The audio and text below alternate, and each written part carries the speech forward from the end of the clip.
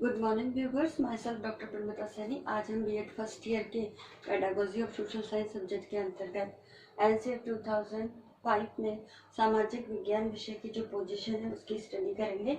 आज हम इसका थर्ड पॉइंट लेंगे। वो थर्ड पॉइंट है शिक्षा शास्त्र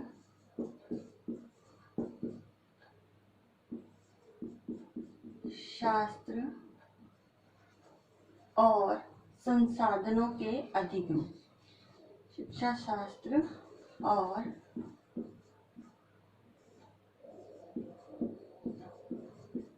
संसाधनों के अधिगम। तो इसके अंदर हम पेडागोजिकल और रिसोर्सेज के रूप में जो लर्निंग के लिए यूज किए जाते हैं उसके बारे में आज हम बात करेंगे। तो इसमें लिखा है कि परस्पर संवाद, ठीक है, परस्पर। अब संवाद हेतु सबसे इम्पोर्टेंट है, हमें संपर्क करना होगा। तो परस्पर संपर्क, ठीक है। तो संपर्क के द्वारा हम संवाद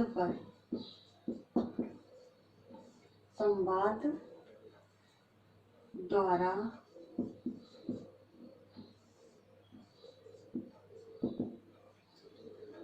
पुनर्जीवित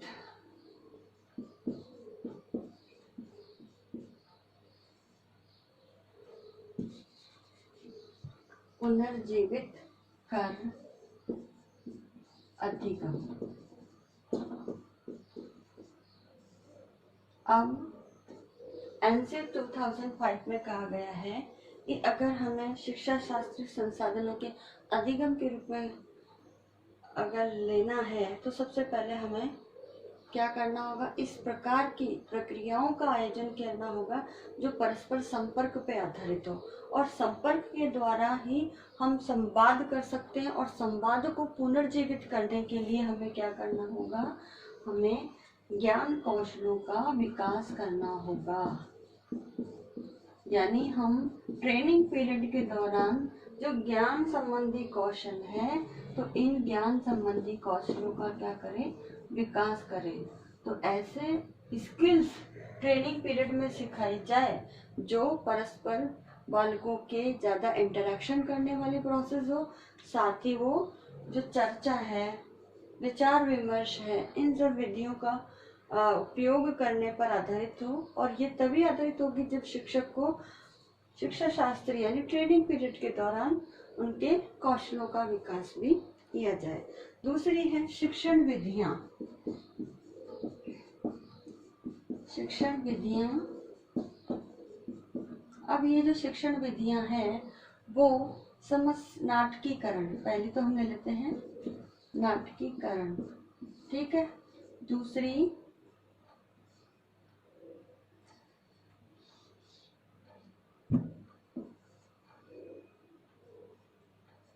नाटकीकरण, दूसरी समस्या समाधान।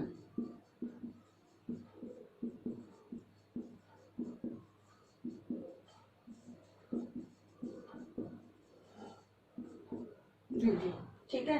और तीसरी भूमिका निर्वाह।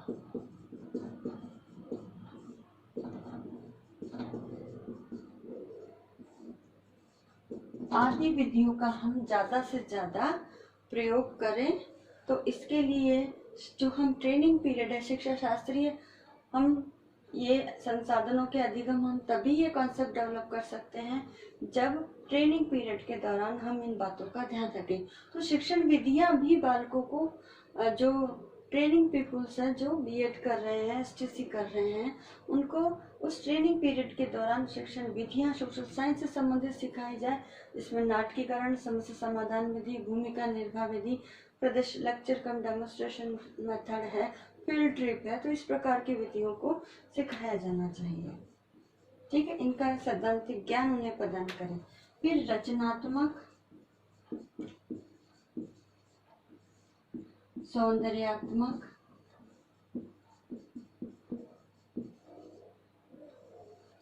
सौंदर्यात्मक या सौंदर्यात्मक बोध तथा आलोचनात्मक समझ का विकास तथा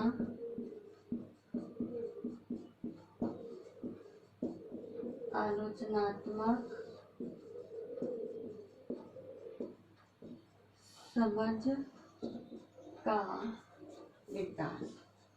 तो बालक जो ट्रेनिंग पीपुल है, जो बालकों का भावी शिक्षक है, उसके अंदर इस शिक्षा शास्त्रीय दृष्टिकोण के आधार पर उसके अंदर क्रिएटिविटी डेवलप हो, साथ ही सौंदर्यात्मक बोध एस्थेटिक अंडरस्टैंडिंग उसके अंदर विकसित हो, साथ ही वह आलोचनात्मक यानी क्रिटिकल अंडरस्टैंडिंग उसके अंदर हो और ऐसे कॉन्सेप्ट का डेवलप हो। तो इस प्रकार का कंटेंट उन्हें किस प्रकार से बच्चों को पढ़ाना है, तो इस प्रकार से उनका जो करिकुलम है जो ट्रेनिंग पीरियड के दौरान हो, तो शिक्षा शास्त्रीय, क्योंकि ये जब शिक्षकों में ये चीज कंप्लीट होगी, सिखाई जाएगी, तभी आगे चल करके वो अपने बच्चों में इस प्रकार के कॉन्सेप्ट को डेवलप कर सकेंगे।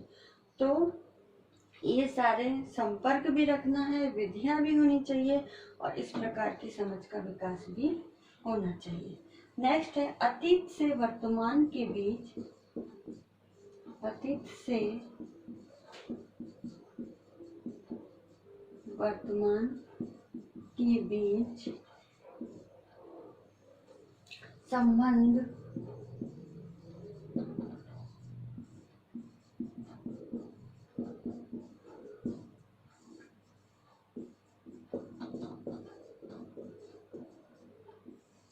सामाजिक परिवर्तन को समझने की क्षमता का विकास।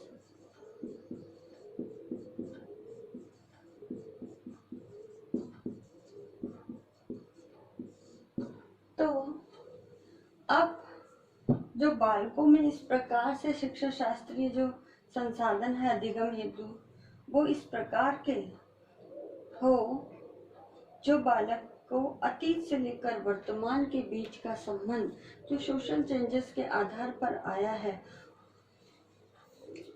तो बालकों में अतीत से लेकर वर्तमान के बीच का जो संबंध है जो सोशल चेंजेस के आधार पर आया है, उन सोशल चेंजेस को समझ सके, तो इस प्रकार का हमारा जो लर्निंग रिसोर्सेज है वो डेवलप किए जाने चाहिए। अब दृश्य श्रव्य सामग्री का उपयोग। अब दृश्य श्रव्य जो सामग्री है उसके उपयोग में जो पुरातत्ववादी है, पुरातत्ववादी जो प्राचीन समय जिन दृश्य श्रव्य सामग्री का उपयोग किया जाता था, वो पुरातत्ववादी और भौतिक संस्कृतियों और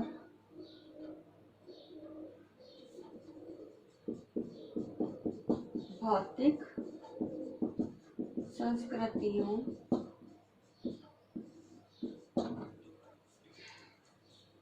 की प्रतिकृतियों का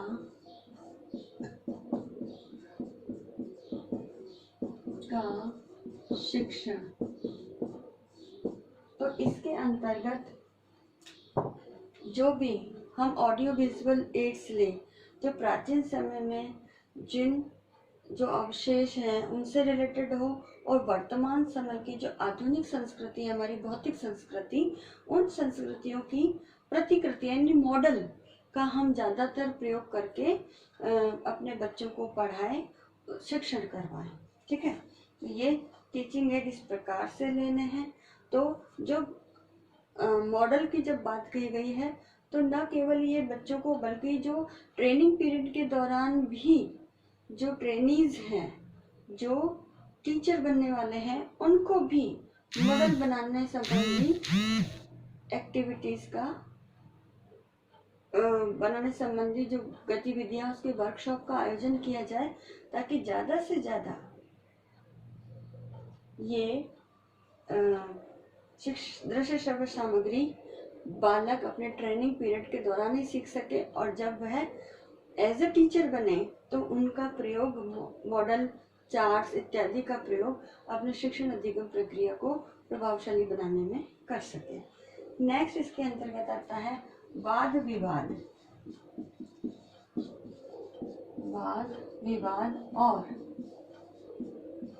परिचर्चा द्वारा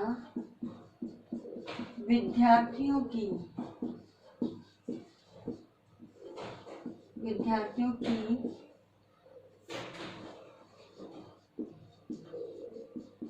सहभागिता बढ़ाना। यानी शिक्षण अधिगम प्रक्रिया में जब ट्रेनिंग पीरियड के दौरान हम विभिन्न विधियों का जब उन्हें ज्ञान प्रदान करेंगे, वाद विवाद है, परिचर्चा इत्यादि है, तो जो शिक्षक बनकर के जब शिक्षण कार्य करेंगे तो वो अपने विद्यार्थियों में भी इन विधियों के प्रयोग करके विद्यार्थियों की ज़्यादा से ज़्यादा शिक्षण अधिगम प्रक्रिया में अपनी सहभागिता बढ़ाएं। तो इस प्रकार की रिकमेंडेशन एनसीएफ 2005 में दी गई है। फिर है व्यक्ति तथा समुदाय के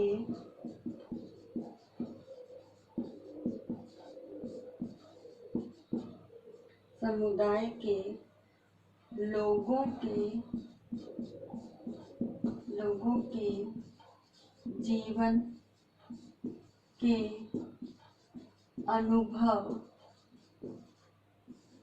जीवन के अनुभव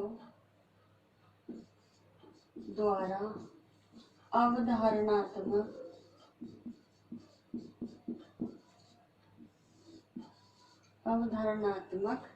समझ का विकास।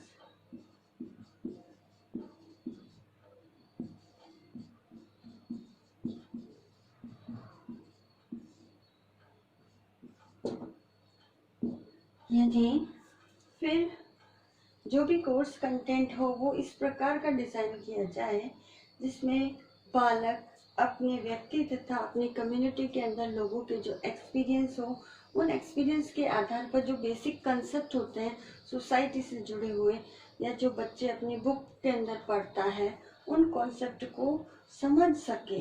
तो ऐसी उनकी अवधारणात्मक समझ का विकास करना चाहिए। तो इस प्रकार का उनका समझ विकसित हो सके, तो ऐसे कोर्स कंटेंट को क्या करें, डिजाइन करें। इस प्रकार से एनसीएफ 2005 में इस प्रकार से कोर्स कंटेंट यानी हमारा जो करिकुलम है वो डिजाइन किया जाए।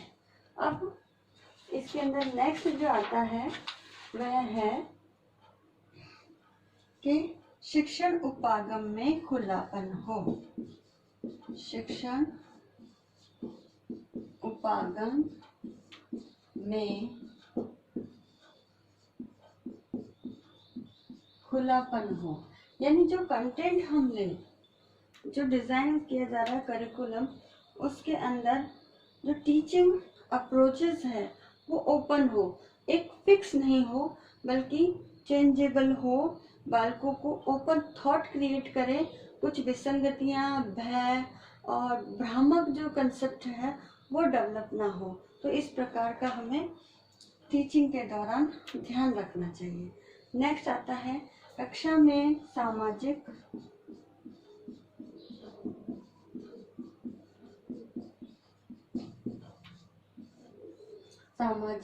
वास्तविकताओं को स्थान देना।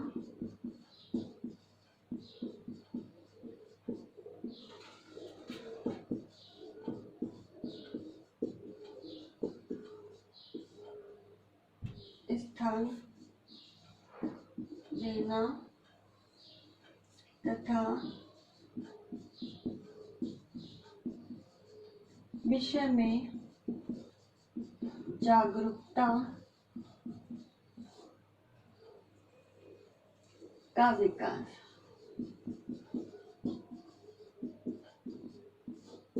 यानी सोशल साइंस सब्जेक्ट करिकुलम को जब डिज़ाइन किया जाए तो उसमें जो सामाजिक रियलिटीज़ हैं उनको स्थान दें।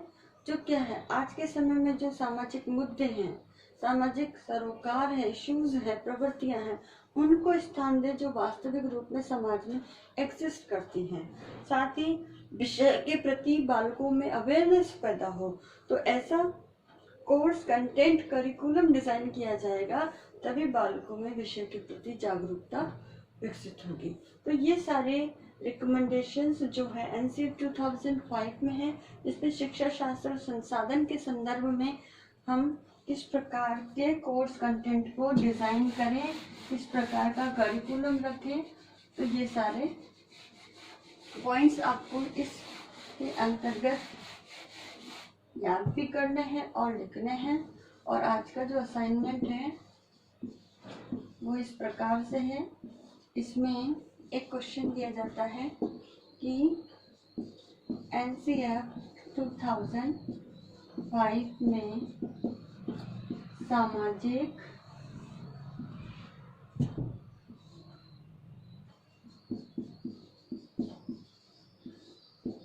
विज्ञान विषय के शिक्षा शास्त्र तथा संसाधनों के अधिगम को